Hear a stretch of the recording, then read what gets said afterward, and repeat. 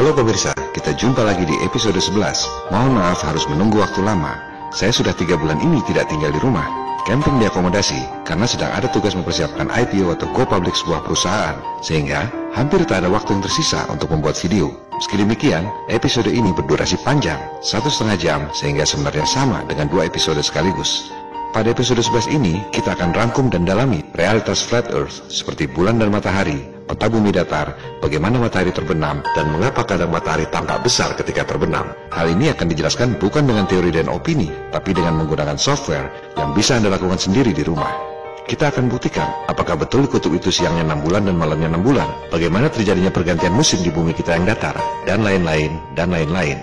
Berbagai informasi tentang flat earth ini ditujukan hanya kepada mereka yang merasa bahwa mungkin ada kebohongan yang diterapkan dalam sistem untuk memperkaya segelintir elit dengan memiskinkan umat manusia lain di dunia. Tahukah Anda bahwa Indonesia mendanai elit global, memberi pinjaman pada perusahaan-perusahaan elit dan pemerintahan-pemerintahan asing yang kaya raya sebesar 1.105 triliun, 2 kali lebih besar dari jumlah rupiah yang beredar.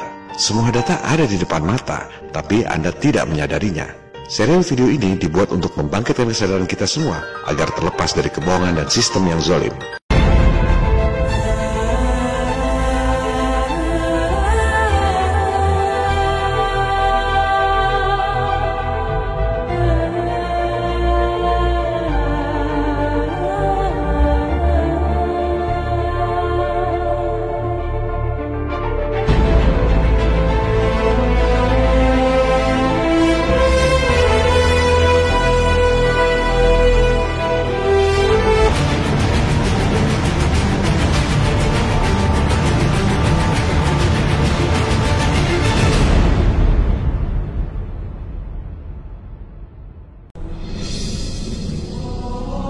Kita dari kecil diajarkan tentang alam semesta versi sains modern, bahwa matahari itu besar, bumi mengelilingi matahari, alam semesta tak terhingga besarnya. Semua ditunjang dengan gambar-gambar dan animasi-animasi yang begitu canggih. Anda selalu menemukan informasi-informasi seperti itu dimanapun dan kapanpun Anda berada, sejak anak kecil, dewasa, sampai kakek nenek, sehingga tentu saja semua orang menganggap itu nyata.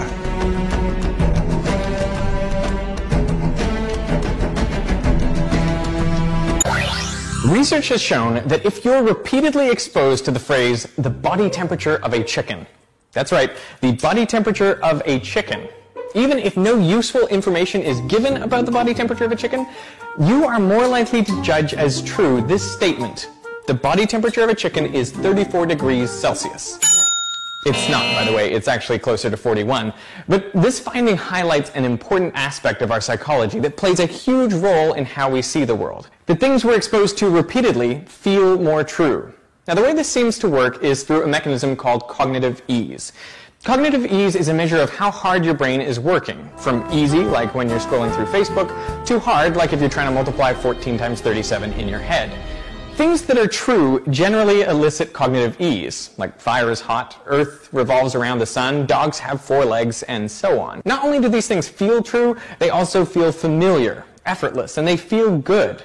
All of these are outcomes of cognitive ease. Now, the trouble arises because cognitive ease can be artificially created in other ways. One way is just by repeating the stimulus.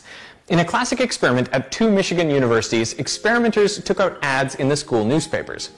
Each ad consisted only of one of these nonsense words. Cardiga, Sarisic, Baiwani, Nansoma, Ikitaf. They were printed with different frequencies. One word appeared in the paper only once, while others appeared 2, 5, 10, or 25 times. The word frequencies were reversed at the other university. At the end of the experiment, researchers sent out questionnaires asking people to rate the meaning of each of these nonsense words on a scale from "it means something good" to "it means something bad." And the findings were clear. The more frequently the word had appeared in the newspaper, the more people felt it meant something good. So, with enough repetition, even a nonsense word comes to feel familiar. It triggers cognitive ease and overall feelings of goodness. But in areas like physics, where the answers are counterintuitive and there are many common misconceptions, it's important to be more skeptical. And this is a paradox of learning and critical thinking. Cognitive ease is pleasant. It is effortless, familiar, but it can also trick you. It may make things seem true that aren't, and you may feel like you're learning when you're not. On the other hand, being skeptical and analytical takes more mental work. It's more confusing and it doesn't feel as good, but it's the best way to separate fact from fiction. Hampir semua orang percaya bahwa bumi yang kecil ini mengelilingi matahari yang sangat besar, 400 kali lebih besar dari bulan. Apakah Anda tahu cara menghitungnya? Lucu kan? Orang percaya mati-matian padahal nggak ngerti gimana cara menghitungnya. Kenapa nggak tahu dan kenapa nggak cari tahu? Karena, seperti yang dikatakan oleh Derek Muller PhD tadi, perilaku berpikir orang adalah cognitive ease, atau kemudahan dalam pemahaman intelektual, yang gampangnya saja. Misalnya, api itu panas, kuda kakinya 4, dan lain-lain. Begitu pula bumi mengelilingi matahari. Karena hampir tiap hari dengar atau lihat informasi itu, orang percaya bahwa informasi itu benar. Okay, so here's the picture of the Earth from space. There it is. Since you were a kid, you've seen this image. But you've never seen it from that point of view.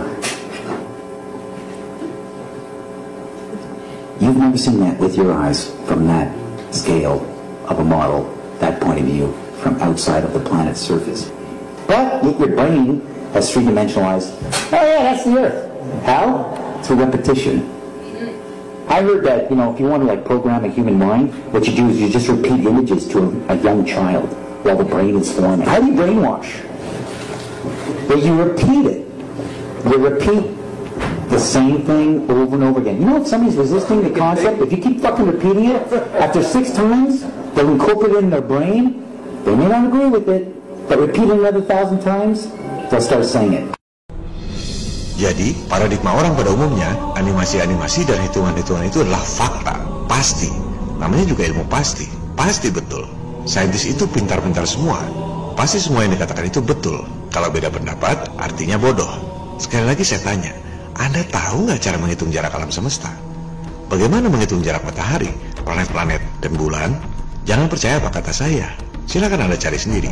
How do astronomers measure distance? How are they able to measure how far away a star is? Right. So it turns out, you know, that measuring the distance to a star is an interesting problem. Anda dengar sendiri, interesting problem, katanya. Sebenarnya para saintis juga nggak tahu jarak sebenarnya. Semua adalah teori yang tak pernah bisa dibuktikan kebenarannya. Yang jadi masalah adalah, jika teori yang sebenarnya tidak terbukti itu diajarkan di sekolah-sekolah seolah fakta. Informasi-informasi ini yang masuk dalam alam bawah sadar Anda sejak kecil menciptakan illusion of truth seperti yang dikatakan oleh Derek Muller tadi. So, astronomers have come up with 2 different techniques to estimate how far away any given star might be. Now, that first technique involves triangulation or parallax. So, the Earth orbits the Sun, right? Yeah. Well, as it orbits that sun, there's a diameter of orbit of about 186 million miles. So by looking at a star one day and then maybe 6 months later looking at it again, astronomers can see a difference in the viewing angle for that star. So with a little trigonometry, which is frankly terrifying to me, the different angles yield the distance. Anda dengar sendiri, stellar parallax seperti yang telah dijelaskan pada episode 3. Ini yang tak pernah bisa dibuktikan oleh Galileo. Rasi bintang tak pernah berubah tiap 6 bulan ketika bumi mengelilingi matahari. Oleh sebab itu, para saintis mengajukan metode penghitungan yang kedua. But there's an approximation, right? Yes, and this is a pretty clever one. This is the second technique. Astronomers can use brightness to figure out a star's distance. So they do this because it turns out that a star's color spectrum is a good indication of its actual brightness. Menghitung jarak berdasarkan indikasi terangnya cahaya bintang.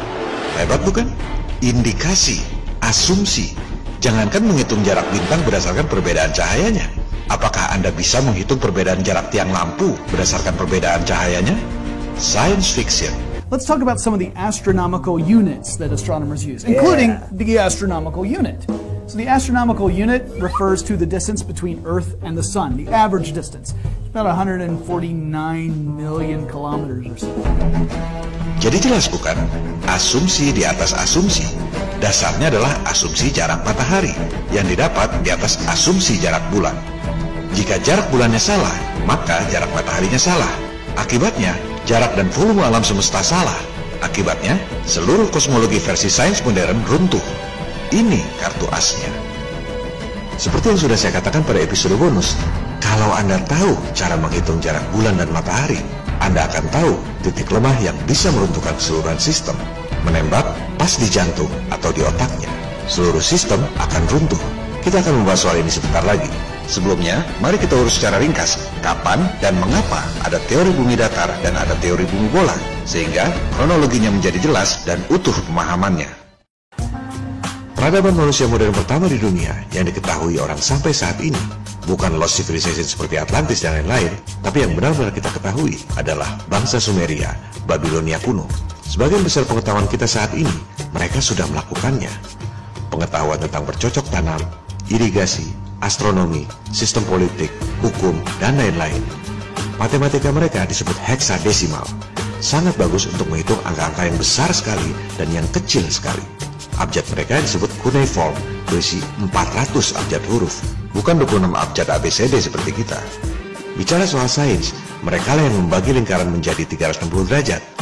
Mereka lah yang menemukan sistem jam dan membagi satu hari menjadi 12 jam siang dan 12 jam malam.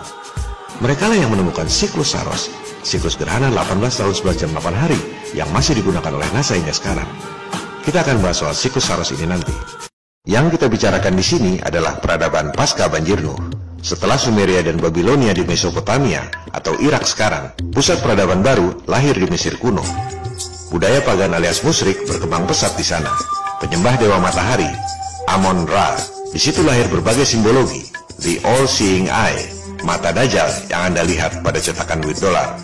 Pertentangan perennial antara kaum pagan dan umat beragama kembali terulang. Sama seperti Nimrod, Fir'aun ingin menjadi Tuhan di dunia. Same old story, tak pernah berubah. Dan sama seperti Nabi Ibrahim, salah seorang keturunannya yang saleh, yakni Nabi Musa, menentang Fir'aun yang ingin menjadi Tuhan di dunia. Setelah dominasi peradaban Mesir kuno menurun, sekitar 2600 tahun lalu, lahir pusat peradaban baru, Yunani kuno. Sejak zaman itu, pengetahuan dikaitkan secara personal dengan orang yang mengemukakan. Maka, kita pun mengenal nama-nama perorangan seperti Pythagoras, Plato, Aristoteles, Archimedes, dan lain-lain. Budaya musyrik penyembah dewa matahari pun berlanjut di situ. Dari zaman Yunani kuno itulah pertama kali lahir teori matahari sebagai pusat alam semesta. Referensi standar seperti Wikipedia menyebut bahwa teori bumi mengelilingi matahari pertama kali dikemukakan oleh seorang Pythagorean, bukan Pythagoras tapi penganut aliran Pythagoras, bernama Philolaus. Alasannya, unsur api lebih kuat dari unsur tanah. Oleh sebab itu, pusat alam semesta pasti matahari, bukan bumi. Jadi alasannya itu sama sekali tidak saintifik.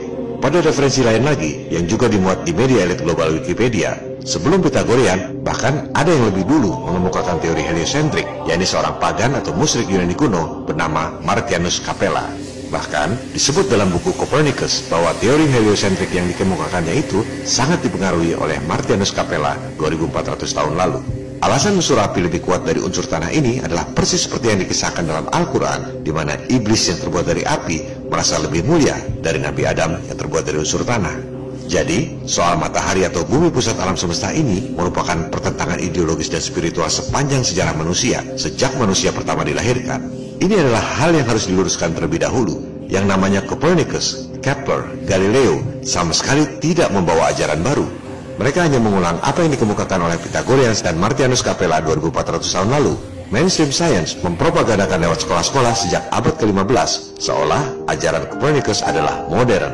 Seolah Galileo mengatakan kebenaran sehingga dihukum oleh otoritas agama. Padahal Galileo dihukum karena perbuatan makar lewat buku Dialogue Concerning the Two Chief of World Systems. Bahkan, boleh dikatakan apa yang dikemukakan oleh Galileo tak ada apa-apanya dibanding yang dilakukan oleh Aristarchus of Samos 2300 tahun lalu. Aristarchus menghitung jarak bulan, bukan cuma bikin bagan planet-planet mengelilingi matahari. Metode Aristarchus ini yang digunakan oleh mainstream science sampai sekarang. Mereka tidak mengajarkan ini di sekolah, supaya kesannya teori heliosentrik adalah modern. Semua orang dicekoki lewat pelajaran-pelajaran sekolah sejak kecil, bahwa matahari besarnya 400 kali lebih besar dari bulan dan jaraknya 400 kali lebih jauh. Tapi mereka tidak mengajarkan pada Anda bagaimana cara menghitungnya. Orang pikir itu dihitung oleh NASA atau saintis modern. Padahal itu cerita lama, 2300 tahun lalu.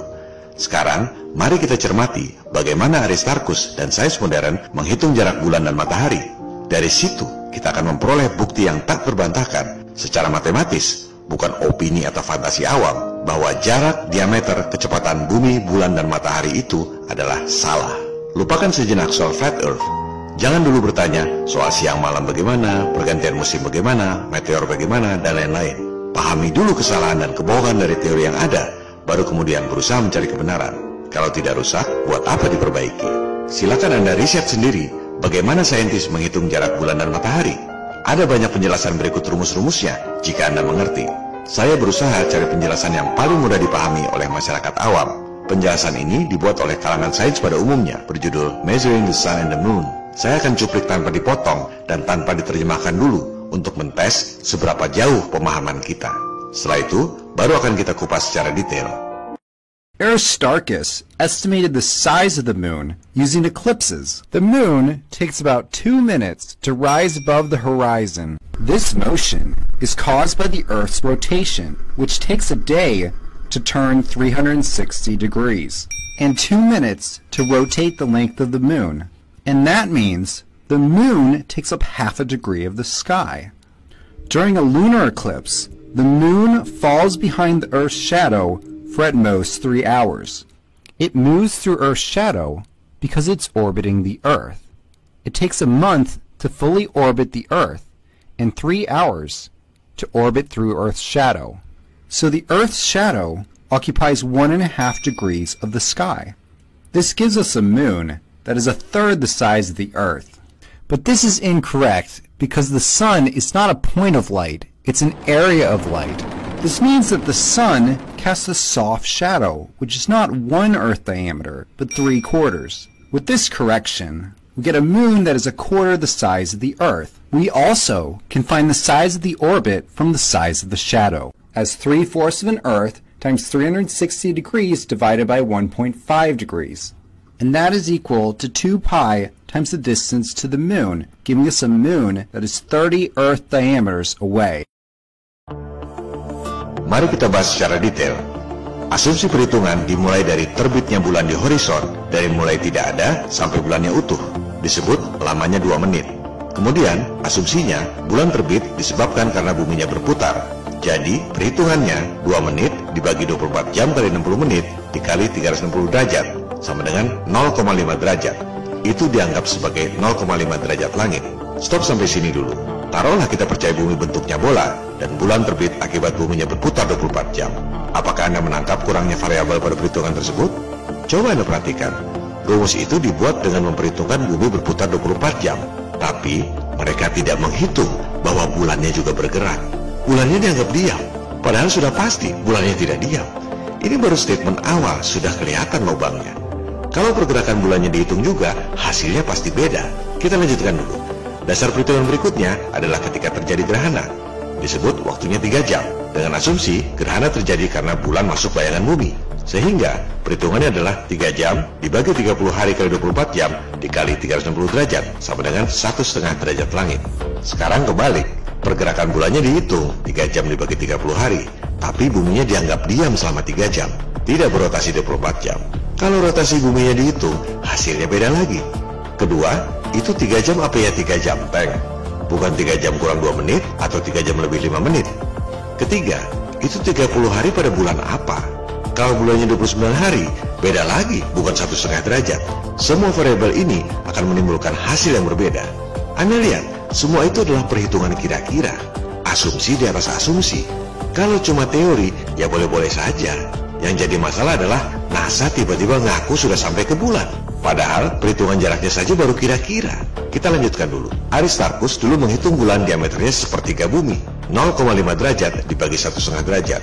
Ini kemudian dikoreksi oleh saintis modern. Alasannya, tidak semuanya bayangan bumi, hanya 3/4-nya, katanya. Dari mana angka 3/4 itu? Apa ia presisi 0,75? Kalau angkanya berubah jadi 0,8 misalnya, jarak bulan berubah 20.000 km. Apollo nggak bakalan nyampe ke bulan. Dari situ, didapatlah final perhitungan. 0,75 kali diameter bumi, atau 12.742 km, kali 360 derajat, dibagi 1,5 derajat gerhana tadi. Itu ekuivalen dengan 2 kali pi kali jarak bulan. Jadi, angka itu dibagi 2 dan dibagi lagi 22/7. Hasilnya 364.884 km. Karena besarnya bulan dilihat dari bumi itu tidak selalu sama, Kadang bulannya besar disebut supermoon, kadang bulannya kecil disebut micromoon. Maka dibuatlah angka kira-kira. Asumsinya, bumi tidak pas di tengah orbit bulan. Jarak terjauh 406.720 km. Jarak terdekat 356.675 km. Jarak rata-rata diasumsikan 384.400 km.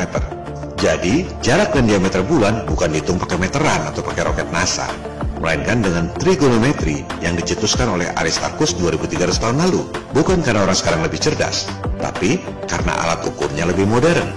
2300 tahun lalu, Aristarchus nggak punya jam yang ada detiknya untuk mengukur bulan 2 menit terbit di horizon atau 3 jam gerhana. Sekarang, anak kecil juga bisa menghitung waktu dengan jam yang ada detiknya. Bukan karena lebih cerdas, teknologi kita tambah maju, tapi sainsnya tidak. Mudah-mudahan pemirsa bisa bedakan antara sains dengan teknologi. Dari jarak dan diameter bulan ini, Aristarchus menghitung jarak matahari. Asumsi di atas asumsi. Kita ikuti dulu cara berpikir mereka, bagaimana menghitung jarak dan diameter matahari berdasarkan jarak dan diameter bulan. Aristarchus realized that during a half moon, the sun, the moon, and the earth form a perfect right angle. And by measuring the angle theta between the sun and moon, we can calculate the ratio of the distances to the sun and moon as cosine theta. Furthermore, he knew that the sun takes up half a degree of the sky. By measuring the angle theta, we can find the size and distance to the sun, whether it's small and close or large and distant. Stop. Catat ini. Matahari jaraknya bisa sangat jauh, bisa sangat dekat. Tergantung asumsi bayangan di bidang bulan yang berbentuk bola. Begitu juga diameternya. Matahari bisa sangat besar, bisa juga kecil. Mari kita dengar penjelasannya. The problem is, it's very difficult to tell when the moon is exactly half full. See for yourself. Is the moon half full now at time A, or B, or C, or D? Each answer gives you a completely different size for the sun. It could be A, infinitely big, B, 109 Earths, C, 5 Earths, or D, 1 Earth. The correct answer is B, but Aristarchus thought it was C. Jadi semua itu tergantung asumsi. Dengan metode yang sama, matahari bisa cuma 1 kali bumi, bisa 5 kali bumi seperti yang dipikir oleh Aristarchus, bisa 109 kali bumi seperti yang dipropagandakan oleh sains modern, bisa juga besarnya tidak terhingga. Mereka tak pernah menceritakan ini di sekolah. Yang diceritakan hanya hasil asumsi mereka. Jaraknya sekian, yang dilihat ya animasi-animasi itu. Lupakan dulu soal flat earth, tak perlu mikir bentuk buminya gimana. Kita sadari dulu kebohongan para elit saintis, bagian dari bisnis triliun dolar elit global. Ketika menghitung bulan terbit, mereka menganggap buminya berputar dan bulannya diam. Ketika menghitung gerhana, mereka menganggap bulannya berputar 30 hari, tapi buminya dianggap diam. Kita teruskan dulu asumsi-asumsi mereka. Disebut bahwa bumi berputar dengan kecepatan 1670 km per jam. Anda tahu bagaimana cara menghitungnya? Mudah sekali. Keliling khatulistiwa bumi dianggap 40.075 km. Dibagi saja 24 jam, dapatlah angka 1670 km per jam. Apakah Anda merasa bahwa bumi ini berputar? Pasti tidak. Tapi Anda harus percaya. Kalau nggak percaya, Anda dianggap bodoh. Sadarkah Anda bahwa kecepatan 1670 km per jam menurut teori bumi bola itu hanya di khatulistiwa? Jika Anda berdiri pas di tengah kutub utara, Anda tidak berputar 1670 km per jam, tapi cuma muter 360 derajat di tempat yang sama. Apakah Anda merasa bedanya? Pasti tidak. Tapi Anda harus percaya. Kalau nggak percaya, Anda dianggap bodoh. Disebut bahwa bumi mengelilingi matahari dengan kecepatan 108.000 km per jam. Apakah Anda tahu cara menghitungnya? Gampang saja. Jarak bumi matahari dianggap 149,6 juta kilometer. Anggap saja itu jari-jari. Diameternya 2 kali jari-jari. Kelilingnya berapa? 22/7 kali 2 kali 149,6 juta kilometer. Dianggaplah bumi menempuh jarak 940,3 juta kilometer. Bagi saja dengan 365 hari dibagi lagi 24 jam. Maka dapatlah angka 108.000 km per jam. Semua itu hanya rumus matematika di atas kertas. Asumsi di atas asumsi. Apakah Anda merasa bahwa bumi bergerak dengan kecepatan 108.000 km per jam? Pasti tidak. Tapi Anda harus percaya. Kalau Anda nggak percaya, Anda dianggap bodoh.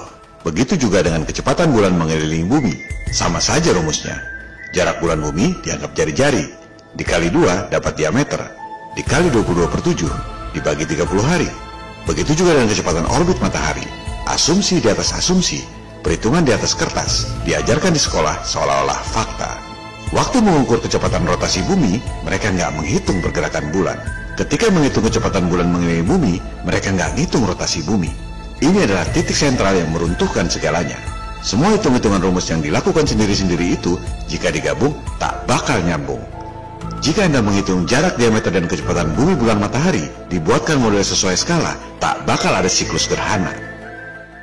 One thing you haven't seen in a textbook, however, is the real scale distance between the Earth and the Moon. So now you see the true scale of the solar system and can understand the rarity of total solar eclipses. Jika orang mengerti skala, pasti heran bisa ada gerhana.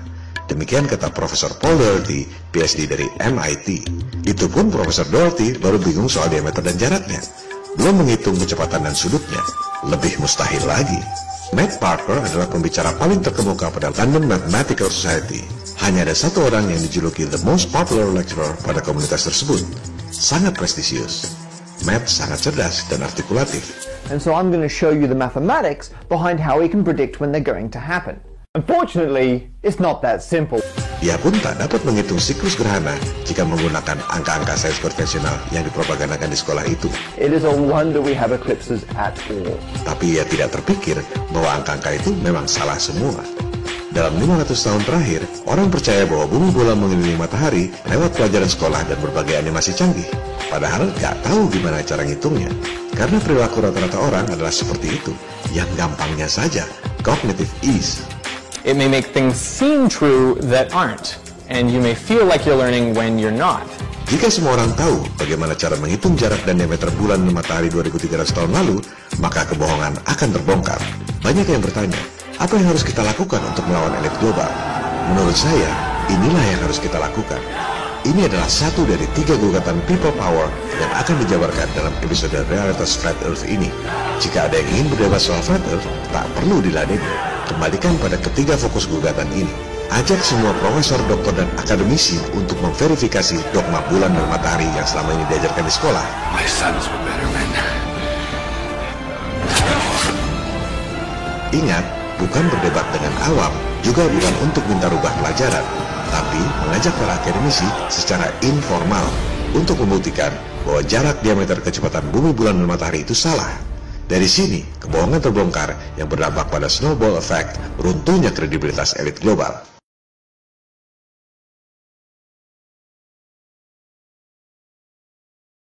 Pertama, ajak mereka untuk buka situs NASA tentang prediksi gerhana bulan dan matahari. Jelaskan pada mereka bahwa prediksi selama ribuan tahun itu menggunakan siklus Saros yang dibuat oleh bangsa Babilonia kuno, bukan dengan menggunakan jarak, kecepatan, diameter bumi, bulan, matahari. Kita ambil tanggal-tanggal yang dimuat dalam situs resmi NASA. Kita lihat interval di antara gerhana itu. Artinya, dalam kurun waktu sekian hari, sekian jam, sekian menit, dan sekian detik akan terjadi gerhana berikutnya. Ambil jarak, diameter, kecepatan bulan dan matahari yang selama ini diajarkan. Gunakan semua angka berikut variasi dan variabelnya. Jangan sampai ada alasan yang tertinggal. Masukkan semuanya secara konsisten. Hitung secara matematis bahwa angka-angka itu bisa menghasilkan gerhana sesuai prediksi NASA. Kita kasih fur deh, kita bikin mudah sekali. Tak perlu memverifikasi siklus 18 tahun 11 hari 8 jam. Cukup buktikan 3 kali gerhana saja. Kurang apa coba? Cuma 3 kali gerhana bulan dan 3 kali gerhana matahari. Kalau sampai nggak bisa juga, kebangetan. Sekarang, kita buktikan bahwa dogma jarak, diameter, kecepatan bumi, bulan, matahari yang selama ini diajarkan tak dapat menghasilkan siklus gerhana. Bisa menghitung secara matematis sesuai angka-angka jarak, diameter, kecepatan, sudut bumi, bulan, matahari yang selama ini dipropagandakan. Atau bisa juga dengan membuat model, apakah itu model mekanik ataupun model simulasi komputer, asal berdasarkan skala dan angka-angka propaganda sains itu. Misalnya, bikin skala 1:100 juta. Bikin model bumi, diameternya 12,74 cm. Model bulan, diameternya 3,47 cm. Model matahari, diameternya 13,9 meter. Posisikan bulan pada jarak 3,84 meter dari bumi, dan matahari 1,49 km. Kemudian, gerakan bumi dengan kecepatan 1,6 cm per jam. Gerakan bulan dengan kecepatan 3,68 cm per jam. Semua ini skala 1:100 juta. Bisa saja dibikin skala lain agar lebih cepat gerhananya. Buktikan bahwa dalam kurun waktu yang tertulis di situ terjadi gerhana berikutnya. Disinilah kebenaran akan terbukti dan kebohongan akan terbongkar. Dogma bumi bola mengelilingi matahari tak sesuai dengan kenyataan alam. Tak bakal ada siklus gerhana. Jadi, jangan dulu bertanya, gerhana bulan bagaimana jika buminya datar? Sadari dulu bahwa gerhana bulan tak bakal bisa terjadi jika buminya bola. Semua hanya animasi-animasi tanpa skala dan tanpa perhitungan matematis yang selama ini dipropagandakan. Coba Anda lihat animasi gerhana yang resmi dibuat oleh NASA. Jaraknya tidak skala. Harusnya bulan 30 kali diameter bumi menurut versi bumi bola. Mungkin alasannya supaya gambarnya cukup. Oke, tapi diameternya juga ngawur. Menurut mereka sendiri, bulan diameternya seperempat bumi. Seperempat diameter, bukan seperempat lingkaran. To start with, the diameter of the moon is 1/4 the diameter of the Earth. That means that 4 moons would fit across this 10-centimeter diameter model of the Earth. Yang bikin animasi NASA itu sendiri gak ngerti skala. Belum lagi bayangannya. Ajak para akademisi di seluruh dunia untuk membuat model skala. Dengan jarak dan diameter seperti itu, apakah betul bisa ada bayangan yang menghasilkan gerhana? Anda tentunya tahu sifat bayangan. Semakin jauh sumber cahaya dengan objeknya, maka semakin besar bayangan objek tersebut. Anda bisa buktikan sendiri, merubah-rubah posisi objek. Semakin jauh sumber cahaya, semakin besar bayangan objeknya. Tapi, sebagian besar orang tak sadar bahwa teori gerhana matahari versi bumi bola, mataharinya sangat jauh, bayangan bulannya sangat kecil. Sebaliknya, ketika gerhana bulan atau fase bulan, bayangan bumi menutupi seluruh permukaan bulan. Padahal, menurut versi mereka, bulan besarnya seperempat diameter bumi. Bayangan bumi menutupi seluruh permukaan bulan, tapi bayangan bulan yang besarnya seperempat diameter bumi jatuhnya kecil sekali. Ini adalah nonsens. Tak perlu debat kusir, buktikan dengan percobaan, bukan dengan opini. Seperti yang dilakukan oleh University of Montana ini, mereka mencoba melakukan eksperimen bayangan bulan ketika terjadi gerhana matahari.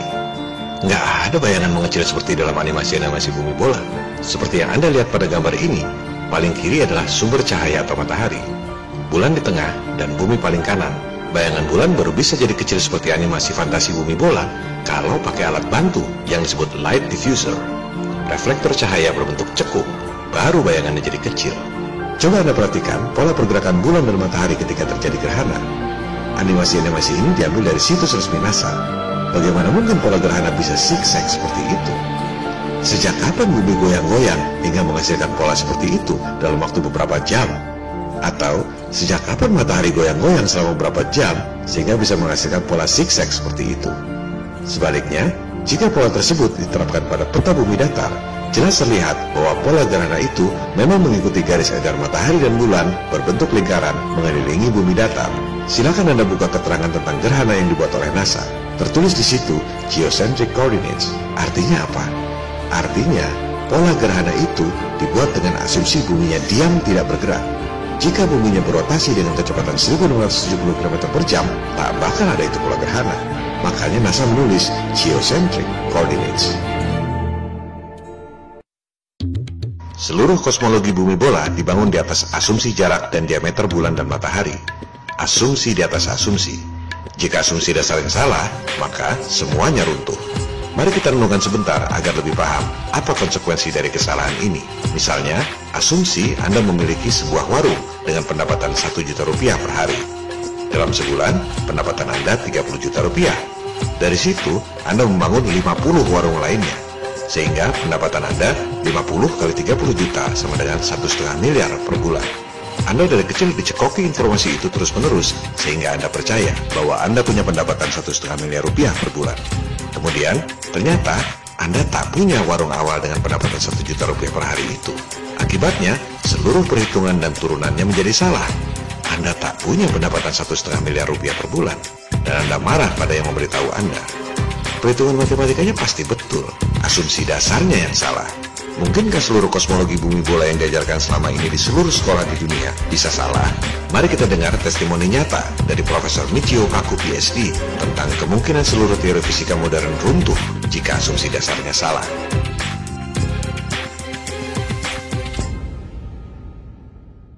Many physicists had a heart attack when we got news from Geneva, Switzerland, that Einstein might be wrong. all hell broke loose in the physics community. Every physicist I know is taking a position on this hot topic because relativity is the foundation of modern physics. This is a disaster. It means that the foundations of modern physics have to be called into question. Not to mention that we'll have to recalibrate everything. The age of the universe, the age of stars, the distance to the stars, the basic structure of modern electronics has to be changed, the GPS, nuclear weapons, all of that would have to be recalibrated and rethought through if Einstein's theory of relativity is wrong. Apalagi jika banyak orang sadar bahwa jarak diameter kecepatan bumi bulan matahari adalah salah total. Runtuhlah seluruh kosmologi bumi bola dan hancurlah kredibilitas NASA dan elit global. Banyak yang sudah mencoba menghitung siklus gerhana dengan menggunakan jarak kecepatan diameter bulan matahari. Memang nggak nyambung. Atau penelitian akademis ini menghitung siklus Saros dengan menggunakan rumus gravitasi Newton. Terbukti nggak nyambung. Yang diperlukan adalah pembuktian dan pengkajian seperti ini. Sasarannya bukan debat kusir awam versus awam, hanya opini berdasarkan imajinasinya sendiri tanpa angka. Ngerti matematik juga enggak. Secara matematis memang terbukti salah. Mau terima kenyataan atau tidak? Setelah sadar betul bahwa ketiga gugatan itu berarti teori bumi bola runtuh, bahwa heliocentrik dan program angkasa luar adalah bohong, barulah kita mencari tahu. Jadi sebenarnya gimana? Soal jarak dan diameter matahari misalnya. Apakah yang dilakukan oleh Aristarchus itu adalah satu-satunya cara untuk mengukur jarak matahari? Tentu tidak. Coba Anda cermati. Aristarchus mengukur bayangan yang disebabkan oleh sinar matahari. Dia berasumsi yang ada di bulan itu adalah bayangan bumi. Apakah bumi adalah satu-satunya benda yang punya bayangan jika kena sinar matahari? Tentu saja tidak. Semua benda punya bayangan, dan bayangan itu bisa digunakan untuk penghitungan jarak dan diameter matahari. Semua akademisi MIPA pasti tahu ini. Ini adalah ilmu pasti. Jika bayangan di bulan itu betul bayangan bumi, maka hasilnya pasti sama. Yang tercatat pertama kali mengukur jarak dan diameter matahari berdasarkan bayangan yang ada di bumi adalah Dr. Samuel Rowbatham di Inggris. Hasilnya, matahari jaraknya sekitar 5.000 km dan diameternya sekitar 50 km. Ini adalah matematika trigonometri biasa-biasa saja. 2150 tahun lebih modern dari Aristarchus. Dengan maraknya kesadaran Flat Earth, banyak yang melakukan verifikasi jarak matahari. Misalnya, Dr. Zach, Mr. Thrive and Survive, dan lain-lain. Hasilnya sama. Yang membanggakan adalah yang dilakukan oleh rekan-rekan kita di forum FE 101.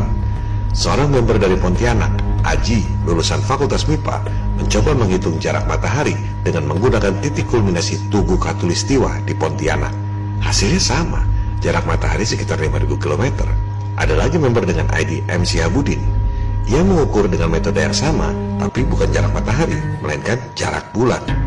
Ia menggunakan statistik data di Pasuruan, Jawa Timur. Hasilnya menakjubkan. Jarak bulan sama dengan jarak matahari, sekitar 5.000 km. Inilah maksud pembuatan serial video ini. Gulirkan 3 gugatan Flat Earth pada komunitas akademisi, agama, dan politik. Sebab informasi-informasi seperti ini hanya bisa dimengerti oleh orang-orang yang intelektualitasnya cukup. Ada seorang profesor doktor dari Institusi Antariksa Nasional yang mengatakan, matahari suhunya 6.000 derajat Celcius.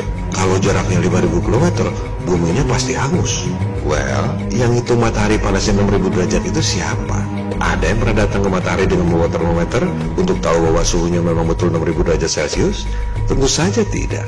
Itu adalah asumsi di atas asumsi. Karena di bumi panasnya sekian, maka jika jaraknya 150 juta kilometer, matahari suhunya 6.000 derajat. Kalau asumsi jaraknya beda, maka suhunya beda lagi.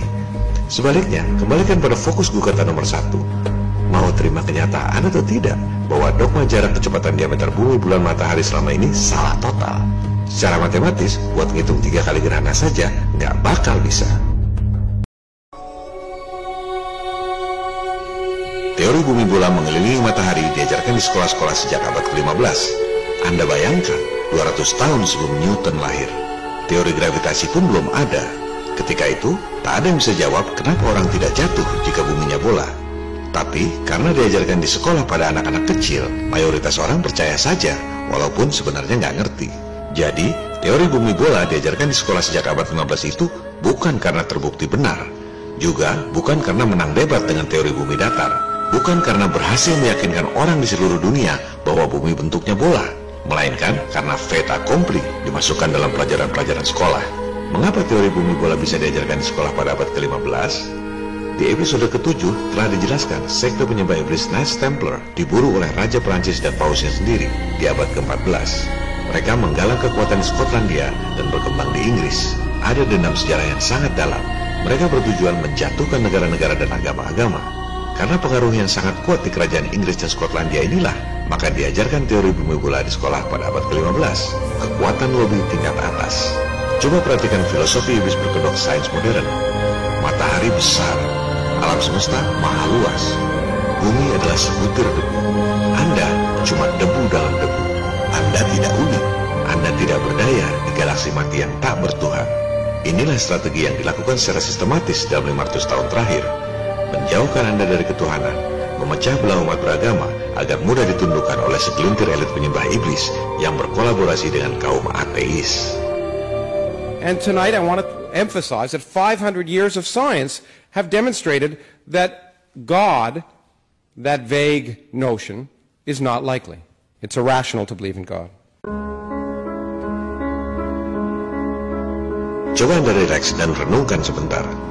Jika ada orang mengatakan ia melihat semut 1 cm pas menutupi gajah 4 meter berulang-ulang lewat tiap tahun, apakah Anda percaya? Semut 1 cm pas menutupi gajah 4 meter lewat depan mata secara teratur tiap tahun. Anda percaya atau tidak? Kok Anda percaya matahari 400 kali lebih besar dari bulan? Atau Anda ambil bola gundu 1 cm dan bola raksasa 4 meter. Anda lempar, tendang, tembak dengan meriam atau dengan cara apa saja, sehingga gundu 1 cm itu pas menutupi bola raksasa 4 meter. Silakan Anda coba ribuan, jutaan, triliunan kali. Jika Anda mampu melakukannya, saya hapus semua video-video ini. Itulah kemustahilan gerhana matahari versi heliosentrik. Sebaliknya, jika mereka berkata, buktikan bahwa ada 2 benda alam, besarnya bisa persis sama. Ya memang nggak mungkin kalau nggak ada yang membuatnya. Matahari dan bulan adalah 2 energi yang bertolak belakang, yin dan yang. Intelligent design. Inilah tanda-tanda bagi orang-orang yang berpikir. Jika Anda melihat sebuah gelas, secara logis Anda akan tahu bahwa pasti ada yang membuat gelas itu. Meskipun Anda tak pernah melihat siapa yang membuat dan tak bisa membuktikan kapan dan bagaimana gelas itu dibuat. Begitu pula halnya dengan alam semesta, bulan dan matahari misalnya. 2 benda langit yang besarnya sama, tapi sifatnya bertolak belakang. Yang satu datangnya siang, yang satu datangnya malam. Matahari sinarnya panas, bulan sinarnya dingin. Divine balance energy, intelligent design. Pasti ada yang membuatnya, Tuhan yang maha kuasa. Hal ini yang tak diinginkan oleh kaum penyembah iblis yang berkolaborasi dengan kaum ateis. Alam semesta adalah random. Anda hanyalah kecelakaan kosmik yang tak punya tujuan dalam hidup. Dogma-dogma ini terus didengungkan pada komunitas sains. Sampai-sampai dalam film anak-anak Superman vs Batman pun, Neil deGrasse Tyson masih sempat mempropagandakannya. You go back to Copernicus, where he restored the sun in the center of the known universe, displacing Earth. And you get to Darwinian evolution, and you find out we're not special on this Earth, we're just one among other life forms. And now we learn that we're not even special in the entire universe because there is Superman. Matahari itu kecil. Coba Anda perhatikan teleskop NASA yang disebut SOHO. Sering ada benda langit menabrak matahari. Jika mataharinya 109 kali bumi, itu benda yang nabrak sebesar apa? Jauh lebih besar dari bumi. Bagaimana mungkin bumi yang katanya kurang dari 1% matahari itu tidak berasa? Ada banyak anomali dalam rekaman teleskop SOHO NASA itu. Mereka tayangkan live. Begitu ada anomali, biasanya rekaman langsung diedit. Tapi ketika ditayangkan live, kebetulan ada yang sempat merekamnya.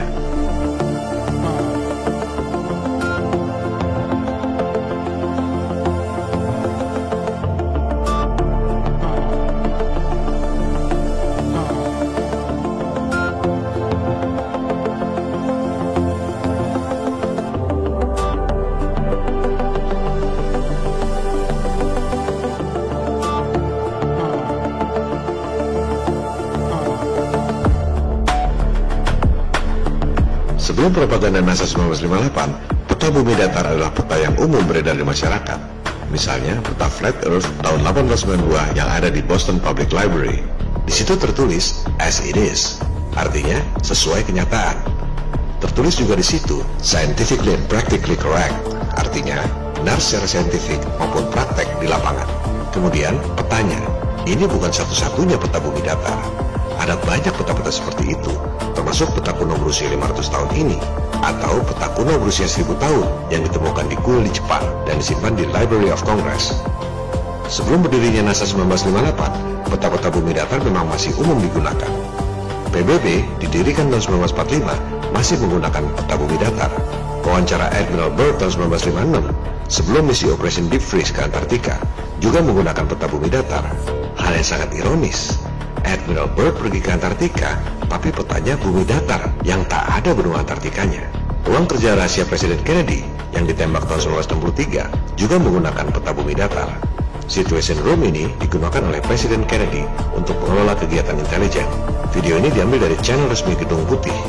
Jadi, peta bumi datar ini adalah peta yang umum sebelum propaganda NASA 1958. Di medsos katanya beredar isu bahwa saya bohong.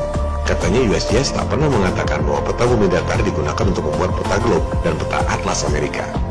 Padahal di serial video lalu sudah saya tayangkan statement dari USGS ini. Kalau sudah jelas-jelas ditayangkan begini masih nggak ngerti juga, suruh beli kamus dan baca sendiri sampai ngerti. Saya nggak merasa perlu untuk menerjemahkan. Dari penjelasan di peta inilah kemudian dibuatkan berbagai animasi yang banyak tersebar di YouTube. Animasi-animasi ini adalah partisipasi masyarakat, tanpa dana riset, people power.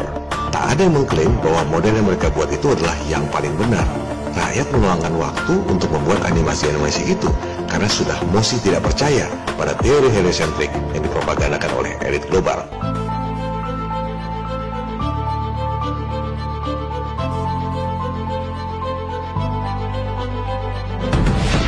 Siang dan malam terjadi karena sinar matahari bersifat lokal. Cakupan sinarnya hanya beberapa ribu kilometer saja. Hal ini sudah dijelaskan pada episode 4. Jika matahari jaraknya 150 juta kilometer, sinarnya pasti menyebar ke seluruh alam, bukan mengecil seperti itu. Cahaya matahari bersifat lokal, seperti contoh lampu-lampu kota di kejauhan ini. Pada episode 4, kita sudah bandingkan cahaya kota dan cahaya matahari, sama-sama bersifat lokal. Jika Anda memperhatikan alam, Anda mungkin bisa melihat siang dan malam berdampingan. Misalnya, dari dalam pesawat. Di jendela kiri, Anda bisa melihat malam hari berikut bulannya. Tapi di sebelah kanan, Anda bisa melihat siang berikut mataharinya. Begitu pula di darat. Di sebelah timur, Anda melihat bulan bersinar di malam hari. Di sebelah barat, Anda melihat sinar matahari di siang hari.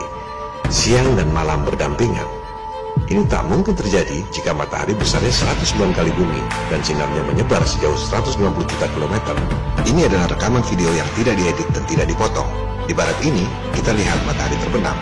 Kamera diteruskan ke arah timur atau kanan Anda. Di timur, Anda melihat malam berikut bulannya. Siang dan malam berdampingan. Matahari kita kecil dan sinarnya lokal, beredar pada porosnya, seperti yang dikatakan dalam kitab-kitab suci.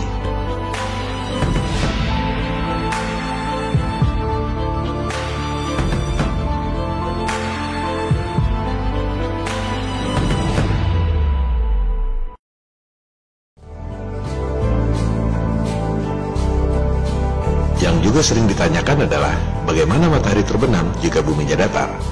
Hal ini telah dibahas pada episode 4. Jawabannya adalah perspektif dan refraksi. Dalam sudut pandang 3 dimensi kita, benda makin jauh makin kecil. Jika jaraknya begitu jauh, akan menghilang di horizon. Juga bisa dilihat pada eksperimen nyata ini. Di bidang rumput yang datar pun benda kelihatan tenggelam. Bukan karena lapangan rumputnya berbentuk bola, melainkan karena perspektif. Jika cuaca tidak lembab dan polutif, dan tidak ada penghalang di horizon, kita akan melihat dengan jelas bahwa matahari mengecil. Lantas, mengapa matahari kadang terbenam dalam bentuk yang besar? Pertama, karena terhalang benda di horizon. Misalnya ini, matahari menghilang karena terhalang dataran tinggi di horizon. Atau yang ini, matahari menghilang karena terhalang awan di horizon. Jangan lupa, awan itu tingginya mencapai 7-10 km di atas permukaan tanah.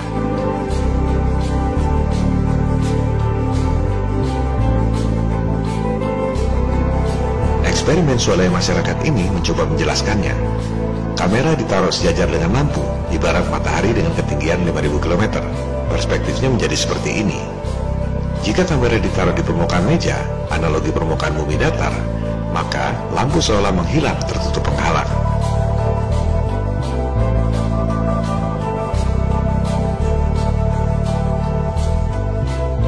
Udara pun tidak selalu jernih, kadang lembab dan polutif. Itu membuat matahari seolah hilang. Eksperimen ini menggunakan plastik transparan sebagai analogi lembabnya udara. Anda lihat, sama persis dengan fenomena di alam nyata.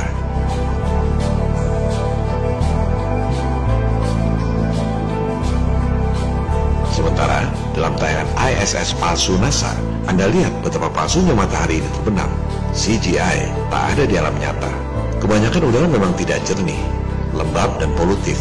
Jangankan matahari yang jauhnya 5.000 km, kapal di laut yang jaraknya hanya beberapa belas kilometer saja juga hilang tertutup kelembaban udara. Jika udaranya kering seperti gurun, Anda akan melihat matahari mengecil ketika terbenam dan matahari membesar ketika terbit. Banyak opini-opini simpang siur yang mengatakan bahwa matahari tidak berubah besarnya ketika di atas ubun-ubun sampai terbenam. Sebaiknya perhatikan baik-baik. Matahari mengecil atau tidak?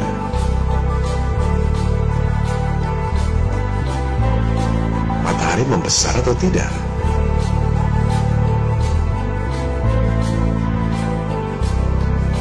Atau kita gunakan model perbandingan 3 dimensi. Kita jajarkan supaya mudah dibandingkan. Yang kiri, fenomena bulan terbit. Yang kanan, fenomena matahari terbit. Yang di tengah adalah model 3 dimensi flat earth. Jika matahari jaraknya 150 juta kilometer, harusnya besarnya sama ketika terbit dan ketika berada di atas kepala. Yang di tengah ini adalah model 3 dimensi bumi bola. Anda tidak melihat fenomena seperti itu di alam nyata. Di samping faktor perspektif dan horizon, faktor ketiga yang tak kalah pentingnya adalah refraksi atmosfer. Fenomena ini dapat dibuktikan secara sederhana lewat eksperimen cahaya di air.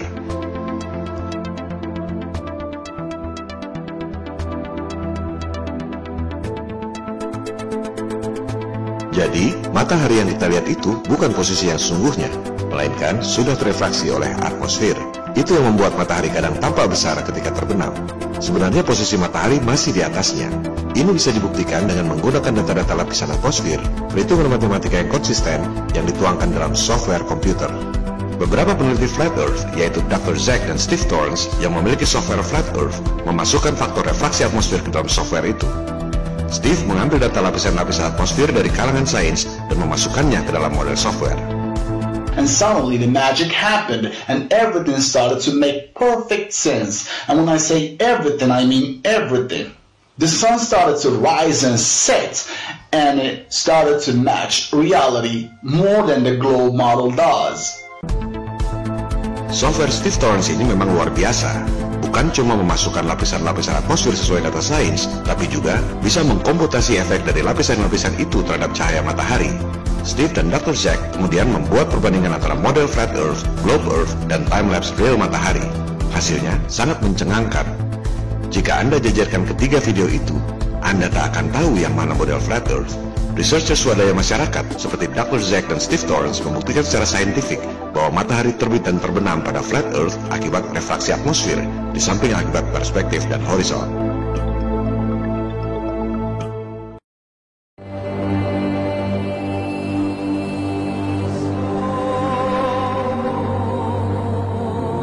Di negeri subtropis ada 4 musim dalam setahun. Bagaimana ini bisa terjadi? Kita kembali pada peta Flat Earth yang disimpan di Boston Public Library. Ini bukan hanya peta, melainkan semacam katalog yang berisi banyak informasi penting. Pertama, Anda perhatikan angka di sekeliling peta. Bumi adalah sebuah jam, 12 jam siang dan 12 jam malam. Matahari dan bulan beredar pada porosnya, seperti jarum panjang dan jarum pendek pada jam. Setiap tempat yang terletak persis di bawah matahari adalah jam 12 siang. Oleh sebab itu, daerah-daerah di muka bumi mengalami perbedaan waktu.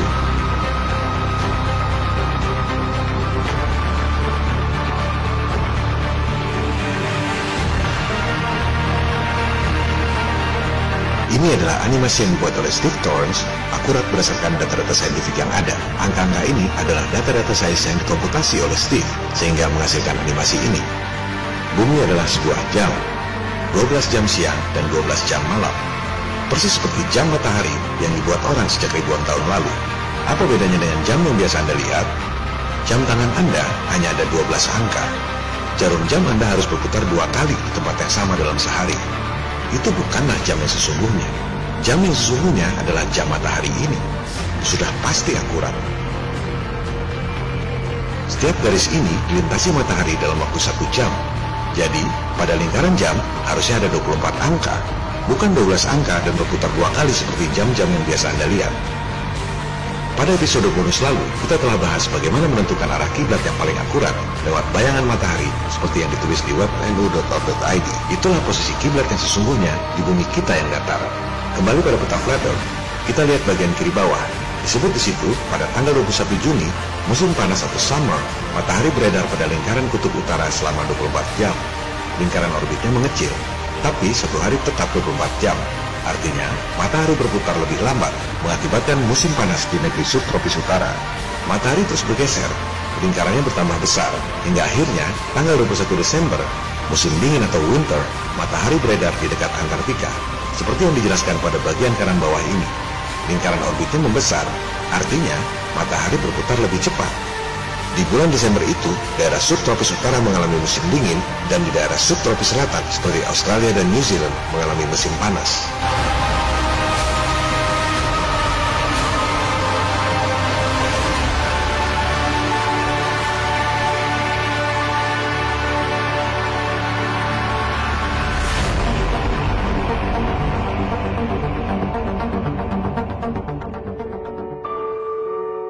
Banyak yang bertanya, mengapa di kutub utara dan di Antartika siangnya 6 bulan dan malamnya 6 bulan?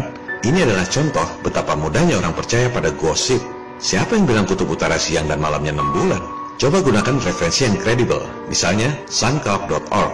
Silakan Anda pilih lokasi di kutub utara, Arctic, tanggal 21 Juni, seperti yang ditulis di peta Flat Earth. Anda lihat, matahari terbit jam 11.52 pagi, terbenam jam 10.17 pagi. Matahari bersinar selama 22 jam 24 menit. Kenapa begitu? Karena seperti yang ditulis di peta ini, matahari beredar pada lingkar kutub utara.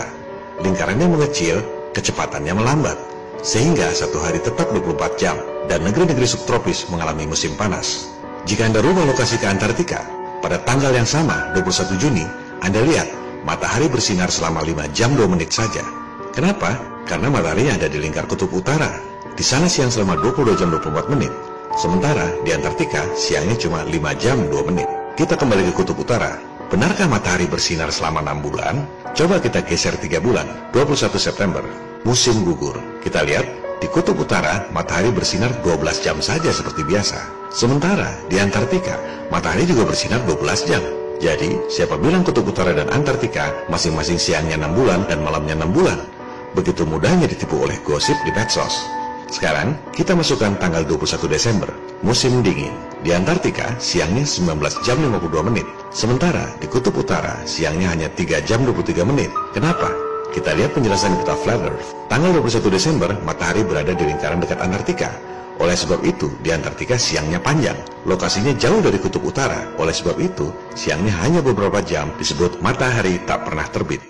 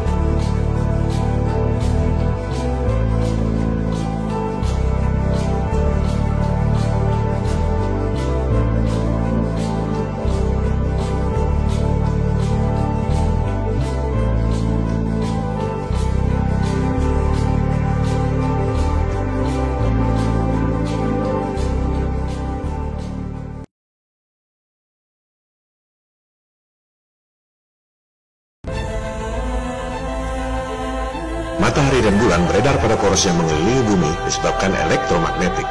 Ini bukan teori khayalan, tapi bisa dibuktikan di alam nyata. Benda ini berputar mengelilingi benda datar, persis seperti matahari dan bulan mengelilingi bumi, tanpa bahan bakar.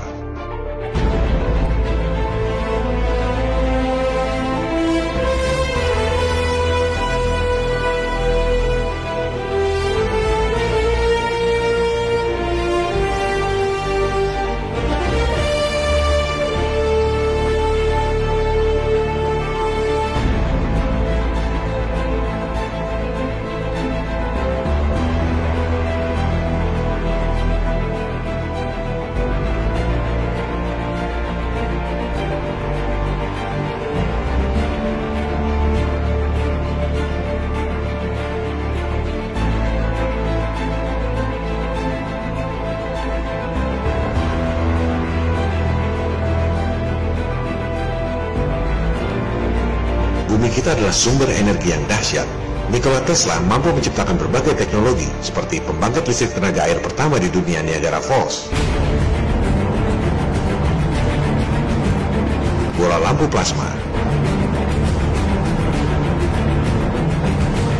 listrik tanpa kabel yang bukan cuma untuk ruangan, tapi juga bisa untuk menjalankan kendaraan tanpa bensin, dan lain-lain, karena Tesla berpikir bahwa bumi adalah sumber energi yang dahsyat.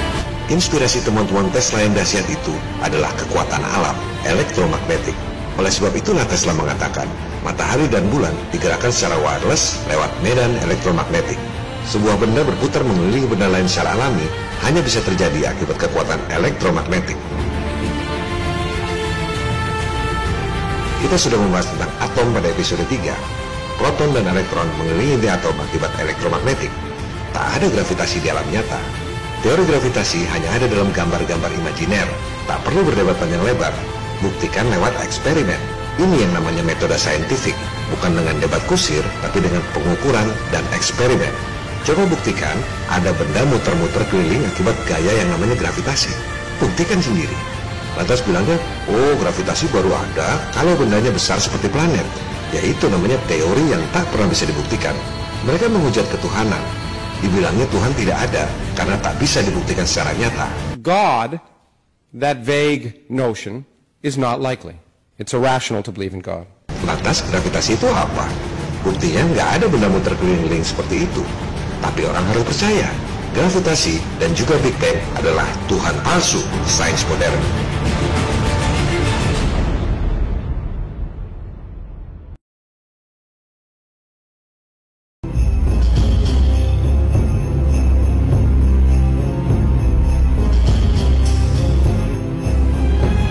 Melihat dari kacamata sekarang, orang tak akan ngerti bagaimana mungkin ada segelintir elit membohongi orang di seluruh dunia soal program angkasa luar dan satelit. Untuk memahaminya, Anda harus paham kronologi sejarah dan taktik bisnis intelijen global. Kita bicara tentang sekelompok elit yang abad 20 lalu berhasil merekayasa 2 kali perang dunia, berhasil membentuk bank sentral swasta Federal Reserve, berhasil membangkrutkan negara Amerika Serikat lewat The Great Depression 1929, berhasil merampok emas rakyat Amerika tahun 1933 yang kemudian disimpan di Fort Knox. Mereka sudah berhasil membentuk PBB, World Bank, dan IMF pasca Perang Dunia II 1945. Dunia sudah di tangan mereka. Tahun 1946, mereka mengutus Admiral Byrd membawa pasukan militer lengkap ke Antartika. Tahun 1946 itu, para elit sudah tahu ada yang aneh di Antartika. Bawa ribuan pasukan, nemu sumber daya alam yang luar biasa kaya, tapi tak pernah berani kembali ke sana. Baru berani kembali setelah 10 tahun kemudian, 1956, ketika teknologi roket dan nuklir sudah lebih baik. Tahun 1955, mereka menemukan teknologi White Alice. Kita semua bisa kirim sinyal ke langit, dipantulkan oleh langit, diterima di tempat lain sejauh 320 km, tanpa satelit. Bahasa teknisnya, tropospheric scattering. Rahasia militer ini terbongkar secara tidak sengaja ketika tim Discovery News menemukan parabola-parabola raksasa di Alaska. So, we found a bunch of huge sci-fi satellite dish things on the top of a mountain in Alaska, and they look like this. And we just figured out why they're there and what they do, and it's really weird. Dari situlah diketahui umum tentang teknologi White Alice ini. Kirim sinyal ke langit, memantul tanpa perlu satelit. Jika teknologi ini dikembangkan dan diketahui orang, maka biaya telekomunikasi Anda tidak semahal ini. Kenapa harus bayar SMS? Padahal Anda bebas kirim foto-foto lewat WhatsApp, Viber, dan lain-lain. Kenapa harus bayar long distance call mahal-mahal? Padahal Anda bisa video call tanpa pulsa lewat Skype. Biayanya cuma internet. Dan kenapa harus bayar biaya internet? Padahal Anda bisa dapat semua fasilitas itu secara gratis lewat teknologi wireless. Mereka merahasiakan ini dari Anda. Tak banyak yang tahu bahwa Anda bisa kirim sinyal gratis ke langit dan memantau sendiri tanpa satelit. Pasca tahun 1955 ini, mereka came up dengan ide satelit, bikinan pengarang novel science fiction Arthur C. Clarke. Maka diluncurkanlah Sputnik tahun 1957 sebagai false flag. Media-media Amerika menyambut Sputnik sebagai era lomba angkasa luar. Dari situ, menggelontorlah budget triliun dolar, baik untuk Amerika maupun Uni Soviet, sama-sama untung. Ada 3 tonggak penting di tahun 1958 yang merubah dunia untuk selamanya, dipicu oleh ekspedisi Antartika II, Operation Deep Freeze di bawah pimpinan Admiral Byrd. Pertama, tutup Antartika lewat Antarctic Treaty 1959. Kedua, bom nuklir langit selama 4 tahun, 1958-1962. Langit itu pendek dan tak bisa ditembus. Ketiga, program angkasa luar palsu, NASA 1958. Mereka adalah bankster. Cara kerja mereka beda dengan perampok rumah. Mereka berkepentingan agar anggaran negara defisit terus. Maka diciptakanlah program-program yang menghabiskan anggaran negara, perang, terorisme, angkasa luar. Kenapa? Pertama, anggaran triliun dolar turun, proyek besar bagi para kontraktor.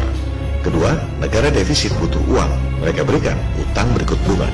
Ketiga, lewat tipuan satelit yang diterapkan dalam sistem di seluruh dunia, sehingga semua orang tidak sadar, mereka mengeruk duit rakyat lewat biaya komunikasi yang mahal, memperkaya diri dengan memiskinkan rakyat. Keempat, lewat program peranan angkasa luar, mereka dapat image sebagai sang adidaya, kelompok superior.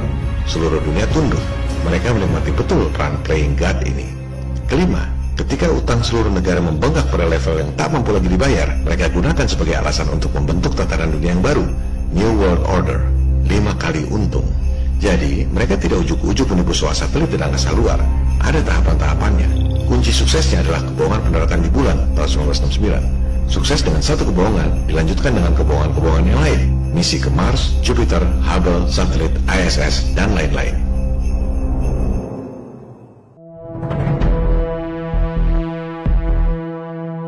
Perdebatan mengenai betul atau tidaknya manusia pernah mendarat di bulan sudah berlangsung selama hampir 50 tahun. Jika Anda cuma memperdebatkan foto-foto dan film-film, tak akan selesai sampai 50 tahun berikutnya.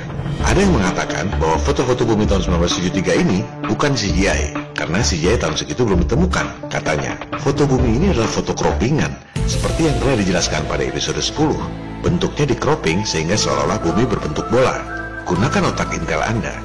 Kalau itu foto croppingan, foto aslinya diambil dari mana? Yang dilakukan oleh NASA jauh lebih serius dari sekedar croppingan foto. Mereka membuat bukan cuma foto, tapi rekaman video seolah-olah live dari Apollo tanggal 18, 19, dan 20 Juli 1969. Ini adalah tayangan live pada tanggal-tanggal tersebut. Mereka terbang pada low Earth orbit, tak sampai 73 km. Mereka merekam video bumi dari jendela pesawat yang berbentuk lingkaran, sehingga jendela yang berbentuk lingkaran itu seolah-olah diameter bumi. Dan bidang di sekeliling jendela yang sengaja dibuat gelap seolah-olah adalah kegelapan angkasa luar. Ini adalah suara asli Buzz Aldrin yang menutup jendela-jendela pesawat yang lain agar sinar matahari tidak masuk untuk memberikan efek gelap. Well, we shut out the sun coming in some of the other ones into the spacecraft, so it's looking through the number 1 window and there isn't any reflected light. Anda lihat di ujung-ujung bawah ini, kelihatan pantulan ketebalan kaca jendela pesawat. Yang ini sudah lebih sempurna. Mereka tambahkan bidang penutup di sebelah kanan itu, seolah-olah bayangan malam pada bumi.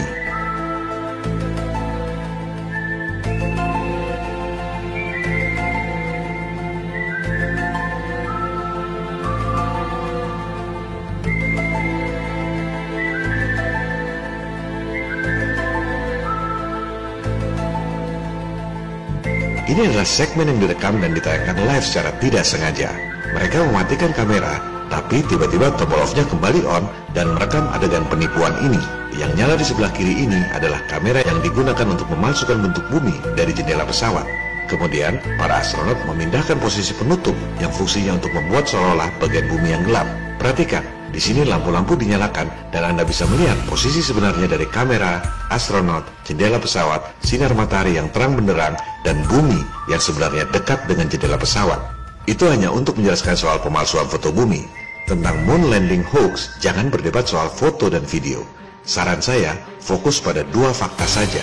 Pertama, teknologinya. Mungkin Anda berpikir bahwa NASA bikin roket sendiri untuk pergi ke bulan. Padahal tidak. NASA hanya seperti petugas lelang. Masing-masing bidang ada kontraktor-kontraktornya. Untuk riset kendaraan pendaratan di bulan atau LLRV, kontraktornya adalah Bell. Informasi ini saya ambil dari data resmi NASA. Bell adalah perusahaan aviasi yang sangat terkemuka di bidang take off and landing secara vertikal, tapi untuk pesawat baling-baling. Untuk take off dan landing vertikal dengan pesawat jet, Bell bukan ahlinya, apalagi mendarat di bulan.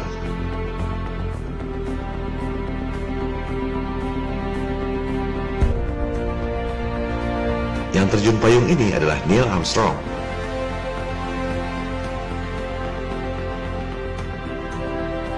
Anda bisa search di web resmi NASA, System Failure Case Study Detail. Adanya informasi tentang kegagalan LLRV. Ini keterangan tentang Neil Armstrong terjun payung. Atau yang ini, LLRV meledak 7 bulan sebelum Apollo diluncurkan. Bahkan yang ini, tahun 1971, LLRV masih meledak juga di bumi. Boro-boro mendarat di bulan. Ini 2 tahun setelah Apollo 11 tahun 1969. NASA tidak secanggih itu. Modalnya cuma propaganda di televisi, seolah-olah sudah mendarat.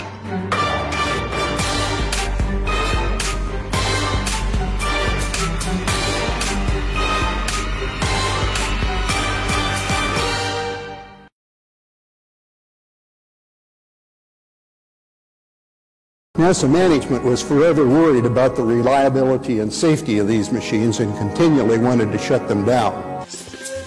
Perlu diketahui, ada yang namanya LLRV yang digunakan untuk research, ada LLTV yang digunakan untuk training, dan ada LEM atau Lunar Module yang katanya digunakan untuk mendarat di bulan. LLRV dan LLTV sudah kita saksikan bersama, gagal total, teknologinya belum siap.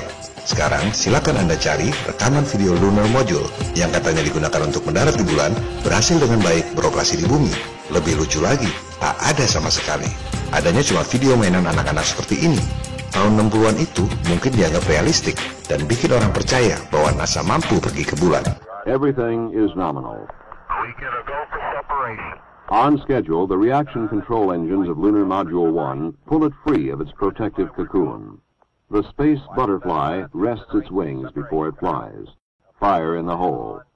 Let's suppose that we're descending using the descent engine and suddenly we discover some fault in the descent or the ascent state for that matter. Kita bisa dapatkan dokumentasi Wright Brothers sedang uji coba pesawat terbang yang pertama, lebih dari 100 tahun lalu. Tapi, tak ada dokumentasi Lunar Module. Tak pernah ada dokumentasinya berhasil uji coba di bumi. LLRV dan LLTV meledak terus di bumi, Lunar Module cuma maket dan animasi anak-anak, tahu-tahu NASA siaran TV sudah mendarat di bulan. Dan sebagian besar orang di dunia percaya. Kenapa? Cognitive ease. Begitu juga konstruksi ISS. Silakan Anda riset. Nggak ada konstruksi beneran. Adanya cuma konstruksi CGI. Video ini diambil dari dokumentasi resmi NASA. Kemudian ada haters yang bilang bahwa saya menipu dengan foto Google Drone ini. Foto ini saya ambil dari media thenewsindependent.com. Adalah kebodohan yang luar biasa jika menuduh thenewsindependent.com memalsu foto untuk kalangan Flat Earth. Soal dari mana harian tersebut mengambil foto bukan urusan saya. Fitnahan dan trolling seperti itu adalah hal yang biasa di kalangan psikopat narsis menurut media Psychology Today. Suruh mereka beli kamus dan baca apa yang dikatakan oleh Head Software Engineer Google Earth ini. Saya nggak merasa perlu untuk menerjemahkan. Google Earth memang menggunakan drone. Kesian sekali kalau orang nggak tahu bahwa drone punya kemampuan untuk membuat peta-peta seperti itu. Saya biasa sewa drone untuk bikin film properti bisnis di tengah laut. Karena biasa ngeliat hasil kerja drone, informasi bahwa Google menggunakan drone buat saya biasa saja. Buat orang yang seumur-umur belum pernah sewa drone, mungkin itu berita yang ajaib. Sebaiknya mereka kumpulkan uang buat sewa drone agar ngelihat sendiri bahwa zooming map seperti ini dibuat dengan drone, bukan dengan satelit. Google bukan cuma pakai drone, tapi belakangan ini justru beli perusahaan drone. Makanya para trolls jangan cuma baca gosip berbahasa lokal di medsos supaya ngerti apa yang terjadi dalam bisnis internasional.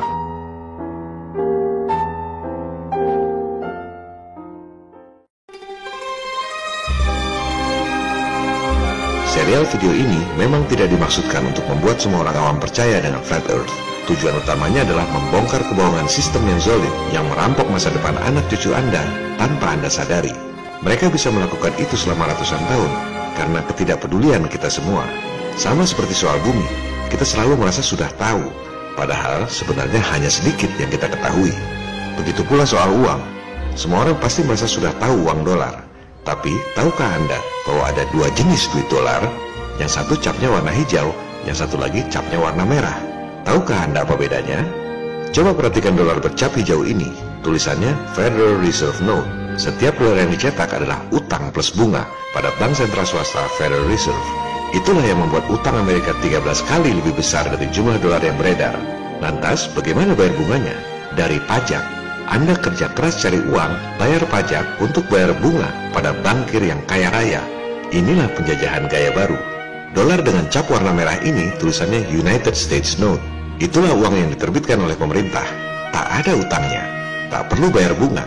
Dolar yang diterbitkan oleh pemerintah ini adalah uang yang sesungguhnya, di backup dengan emas. Tapi dolar merah ini tak boleh dicetak lagi, karena yang punya hak monopoli nyetak duit adalah bank sentral swasta.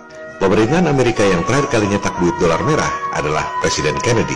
Lewat Kepres alias Executive Order nomor 11110, ia mencetak lembaran dolar merah pada bulan Juli 1963. Ini contohnya, dolar merah yang dicetak oleh Presiden Kennedy tahun 1963. 5 bulan kemudian, November 1963, kita semua tahu apa yang terjadi. Presiden Kennedy ditembak secara tragis.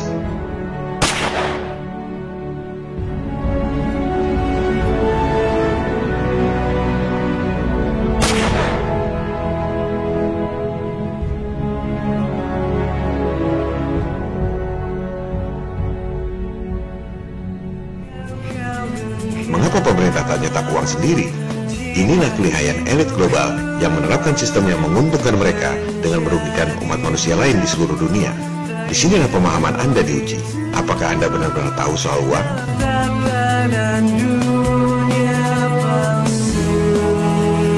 Sama seperti flat earth, rasanya Anda sudah tahu tentang bumi. Padahal, pengetahuan Anda selama ini adalah apa yang didiktekan oleh elit global melalui pelajaran-pelajaran sekolah.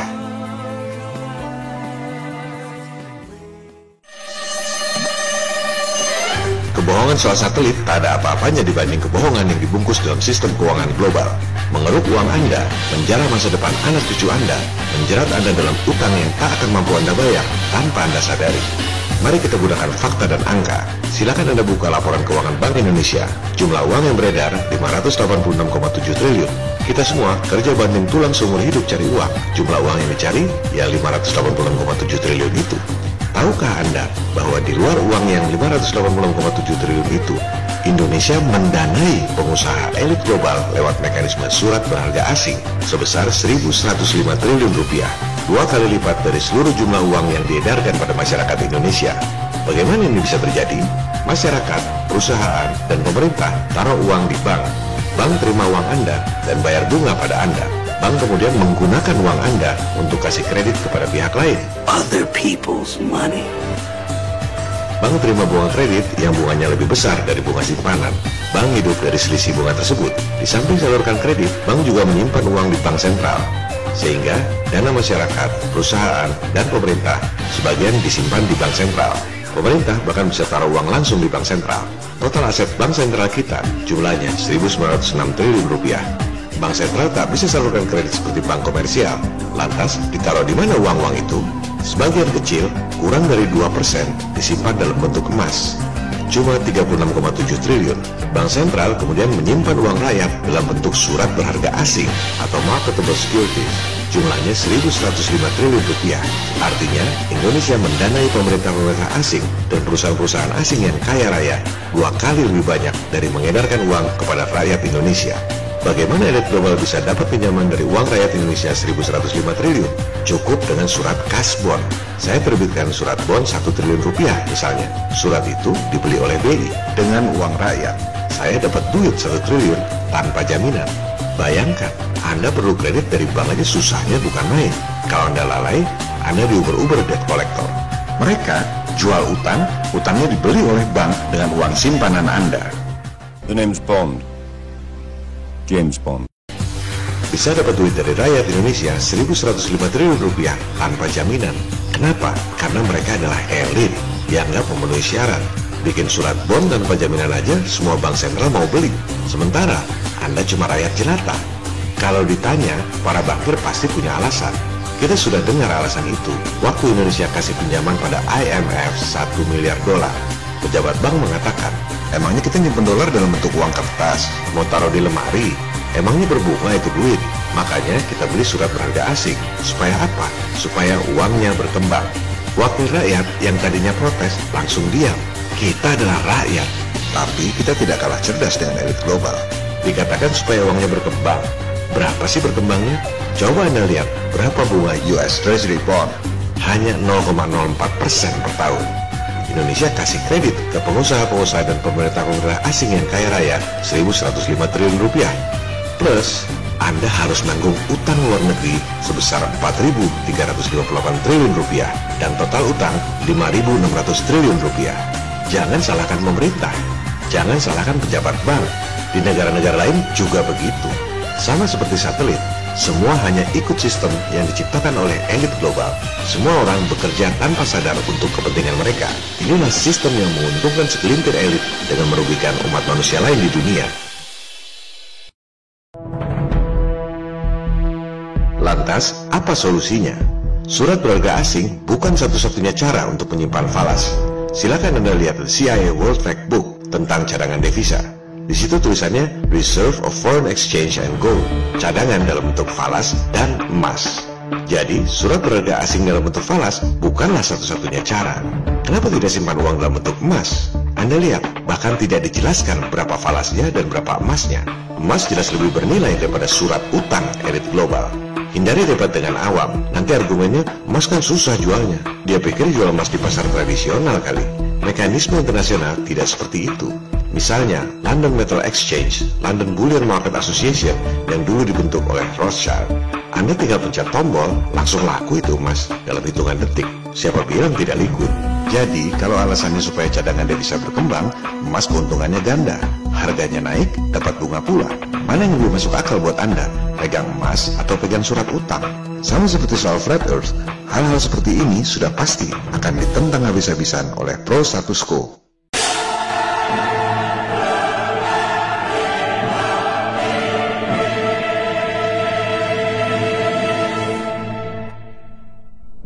Salah satu pentolan elit global adalah David Rockefeller yang memulai istilah globalisasi dengan menjajah Indonesia secara ekonomi sejak tahun 1967 seperti yang dipaparkan oleh John Pilger dan Profesor Jeffrey Winters pada episode 8. Sekarang, mari kita dengar apa tanggapan David Rockefeller tentang tudingan bahwa keluarga mereka adalah elit global yang merugikan umat manusia lain di dunia.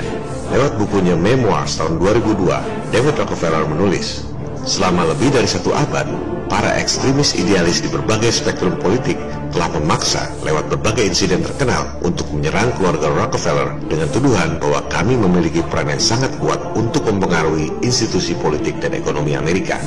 Sebagian bahkan percaya bahwa kami adalah kelompok rahasia atau secret society yang bekerja bertentangan dengan kepentingan nasional Amerika Serikat, menuduh keluarga kami sebagai internasionalis alias elit global dan berkonspirasi dengan pihak-pihak lain di seluruh dunia untuk membentuk struktur politik dan ekonomi global yang lebih terintegrasi. One World, istilah Anda, maksudnya One World Government alias New World Order. Perhatikan, pemilihan kata yang sangat piawai dari seorang intelektual sekelas Rockefeller. Dalam satu alinea, dia menyebut 3 hal penting sekaligus. Kelompok rahasia Secret Society, konspirasi, dan One World Government alias New World Order. Apa jawaban dia? Dengan sangat percaya diri, David Rockefeller mengatakan, jika itu tuduhannya, saya mengaku salah dan saya bangga dengan itu. Dengan kata lain, Rockefeller berkata, saya memang iblis, terus lo mau apa?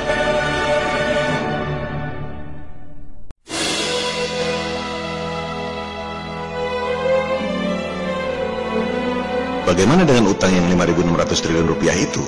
Bond berasal dari kata bondage. Anda sudah terpasung, Anda adalah budak, tapi Anda tidak menyadarinya. Ketidakpedulian kita membuat anak cucu kita terjerat dalam utang yang semakin dalam. Apakah Anda peduli? Anda tak bisa minta pengampunan utang. Negara tak bisa kabur. Satu-satunya cara adalah dengan meruntuhkan kredibilitas mereka. People power. Jumlah kita banyak, jumlah mereka sedikit. kita adalah rakyat, tapi kita tak kalah cerdas dengan elit global. Satu skandal Watergate sudah cukup untuk membuat Presiden Nixon lengser. Ini ada skandal bisnis angkasa luar dan satelit, triliunan dolar selama puluhan tahun. Kalau ini dibongkar, sudah pasti kredibilitas elit global akan runtuh ke jurang yang paling dalam. Gulirkan gugatan people power. Mereka selama ini membohongi kita soal bentuk bumi dan angkasa luar. Cara membuktikannya bukan dengan memperdebatkan foto-foto dan video-video seperti yang banyak terjadi pada perdebatan awam di medsos. Metode saintifik adalah pembuktian lewat pengukuran dan eksperimen. Jangan buang waktu berdebat soal foto dan video. Ada ratusan informasi yang disampaikan pada serial video ini. Semua itu khusus bagi yang merasa bahwa mungkin ada kebohongan yang diterapkan dalam sistem lewat buku-buku pelajaran dan media-media. Sama seperti kebohongan yang membuat Anda kasih utang elit global 2 kali lipat dari jumlah rupiah yang beredar dan Anda sama sekali tidak menyadarinya. Bagi yang bersikap ignorance, merasa bahwa apa yang diajarkan oleh sistem selama ini adalah yang paling benar, kembalikan pada 3 gugatan people power. Jadi, metodenya bukan dengan membuktikan bumi ini datar, tapi membuktikan bahwa teori bumi bola mengelilingi matahari adalah bohong, program angkasa luar adalah bohong, dan biaya telekomunikasi mahal adalah bisnis scam. Masyarakat yang bermoral tak akan membiarkan penipuan bisnis triliun dolar. Sama seperti kebohongan sistem pendidikan yang mengajarkan bahwa surat utang perusahaan elit dianggap lebih bernilai dari emas. Yang penting, kebohongannya dulu dipahami dan runtuhkan dulu sistem yang zolim.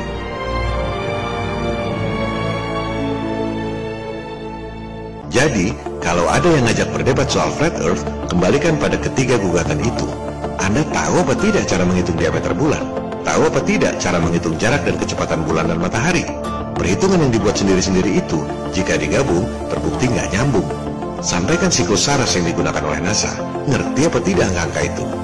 Ambil 3 sampel gerhana bulan dan 3 sampel gerhana matahari. Misalnya ini. Silakan hitung sendiri intervalnya. Misalnya ini. Buktikan dengan perhitungan matematis, bukan debat soal foto dan video. Mau terima kenyataan atau tidak bahwa jarak kecepatan bumi, bulan, matahari adalah salah total. Soal jarak, diameter, dan kecepatan yang sebenarnya berapa, itu soal nanti. Yang penting, pahami dulu kesalahan dan kebohongan sistem yang ada.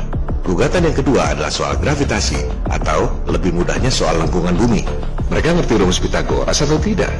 Kalau bumi jari-jarinya 6.371 km atau 3.959 miles, maka tiap 1 mil harusnya air melengkung 20 cm. Buktikan dengan eksperimen, bukan debat foto atau video. Bikin bak sejauh 1 mil, isi air, ukur di tiap ujungnya. Apakah airnya turun 20 cm? Sudah pasti tidak. Permukaan air selalu rata.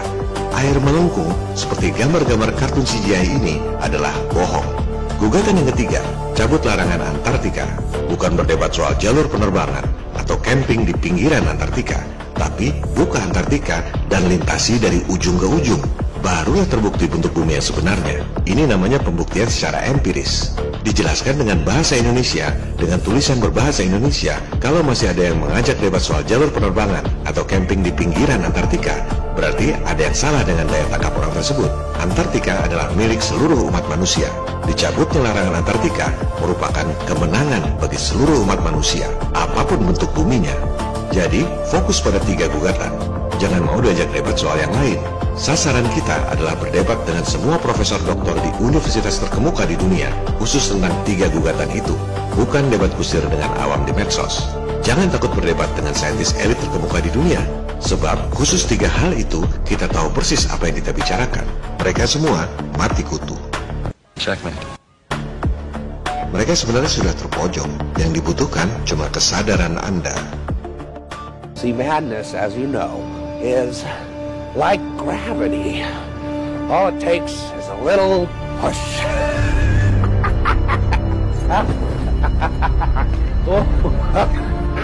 Mari kita belajar dari fenomena di Jakarta baru-baru ini.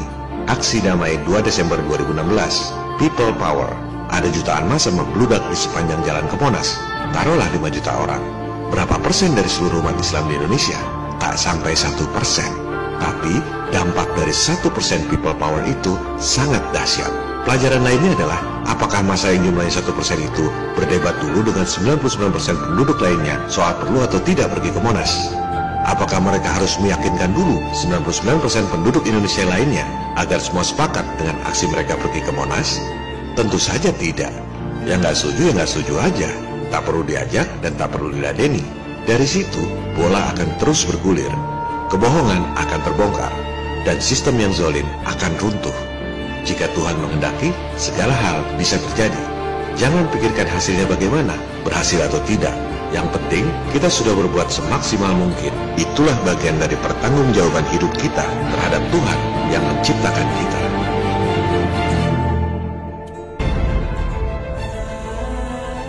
Episode ini sudah terlalu panjang, sudah 1,5 jam. Masih banyak yang belum sempat dibahas. Terpaksa berlanjut pada episode 12. Kita akan lanjutkan pembahasan realitas flat earth yang mind-blowing. Antara lain, Anda semua bisa mengukur sendiri diameter matahari dengan menggunakan data-data resmi sains. Hasilnya, dengan angka-angka resmi sains tersebut, diameter bulan dan matahari hanya sekitar 50 km saja. Pertanyaan standar lain adalah, kalau bumi ada kubahnya, bagaimana meteor bisa tembus? Bagaimana bisa terjadi fase dan gerhana bulan? Perkembangan terakhir, fase bulan bahkan telah dibuatkan model animasinya oleh kalangan flat earth dengan menggunakan data-data saintifik yang akurat. Sama sekali bukan akibat bayangan bumi. Juga tentang kubah bumi. Apakah betul langit berbentuk kubah? Apakah ujungnya ada di Antartika? Kalau iya, kenapa membom nuklir langit? Kenapa tidak membom ke samping Antartika? Kan lebih dekat. Perkembangan terakhir adalah kita bisa gunakan software Cinema 4D, membuat model bumi datar, dan menempatkan bintang-bintang pada ketinggian 4.000 miles. Ini adalah software umum, bukan buatan flat earth. Dari software umum itu, baru dimasukkan data-data untuk membuat model flat earth dan bintang-bintang. Spreadsheet Excel di sebelah kiri itu adalah data-data resmi sains tentang posisi dan sudut masing-masing bintang yang dimasukkan dalam software Cinema 4D. Hasilnya luar biasa. Anda mendapatkan star trails persis seperti kenyataan di bumi kita yang datar. Bahkan, Anda bisa lihat ada 2 kubah di utara dan selatan akibat perspektif. Bagi yang belum paham penjelasan episode bonus tentang kubah selatan, mudah-mudahan akan lebih jelas di episode 12. Kita akan bahas pula, bintang itu sebenarnya apa? Apakah Anda benar-benar pernah memperhatikan bintang-bintang itu apa? Kenapa bisa ada pasang surut dan pasang naik di laut? Dan lain-lain, dan lain-lain. Tapi itu semua adalah upaya pemahaman setelah sadar bahwa teori bumi bulan mengelilingi matahari adalah bohong. Kita selalu fokus pada 3 gugatan itu. Banyak yang masih bertanya, kalau gravitasi nggak ada, kenapa benda bisa jatuh? Rupanya banyak yang belum mengerti soal berat jenis. Juga kita akan dalami kembali soal Antartika. Mengapa Admiral Byrd bawa ribuan pasukan ke Antartika tahun 1946? Ada ancaman apa? Pada episode 12, kita akan bahas bahwa Amerika Serikat mengutus Admiral Byrd tahun 1946 karena sudah memperoleh informasi sitaan perang dari Jerman. Adalah Hitler dan Nazi yang sudah duluan mengeksplorasi Antartika tahun 1930-an. Dari situlah Nazi memiliki pengetahuan tentang teknologi yang tak terpikirkan saat itu. Antara lain, piring terbang. Kita akan bahas pula tentang UFO dan alien. Apakah dari planet lain? Atau dari dimensi lain? Atau dari teritori lain di bumi kita yang datar? Saya tak bisa janjikan berapa lama episode 12 selesai, mengingat tanggung jawab pekerjaan yang begitu besar dalam menangani persiapan perusahaan untuk IPO atau go public. Hanya sedikit sekali waktu yang tersisa untuk membuat video, tapi saya tetap berkomitmen untuk menyelesaikannya. Mungkin sekitar 2 atau 3 bulanan. Terima kasih atas perhatian dan kesabarannya. Mohon maaf atas segala kesalahan dalam serial video yang penuh kekurangan ini. Salam People Power.